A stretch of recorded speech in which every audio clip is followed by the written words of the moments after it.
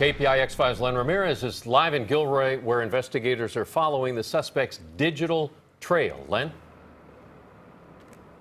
That's right. They said today that the suspect in this case, the shooter, had been exploring several different violent ideologies and may not have settled on just one. And they still don't know, however, why he targeted this specific festival.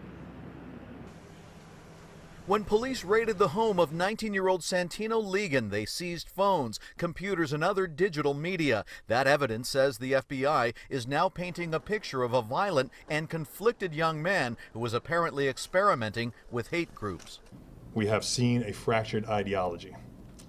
The shooter appeared to have an interest in varying, competing violent ideologies. As we continue to exploit his digital media, we are striving to find several things. What, if any, ideology he had actually settled on. Investigators also discovered that the shooter compiled a target list which included the Garlic Festival plus many other national institutions and groups. These organizations from across the country include religious institutions, federal buildings, courthouses, political organizations from both major political parties, and the Gilroy Garlic Festival.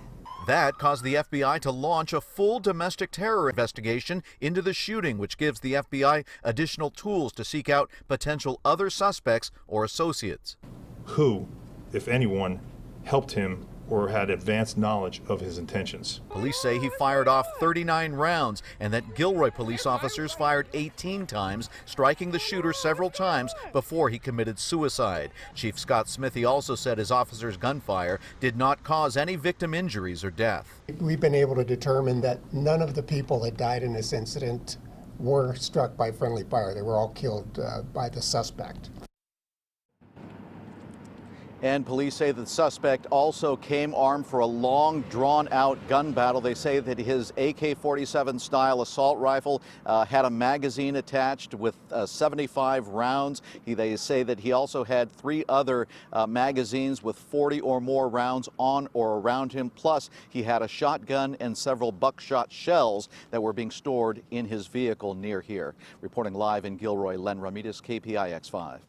Well, today the shooter's family is expressing how horrified they are by the tragedy. They did release a statement saying in part, quote, "We have never and would never condone the hateful thoughts and ideologies that led to this event. And it is impossible to reconcile this with the son we thought we knew." They went on to say, "We are heartbroken that he committed this violence in his hometown at a family event meant to celebrate the tight-knit community we have been a part of for 20 years. The shooter's family is cooperating in the investigation.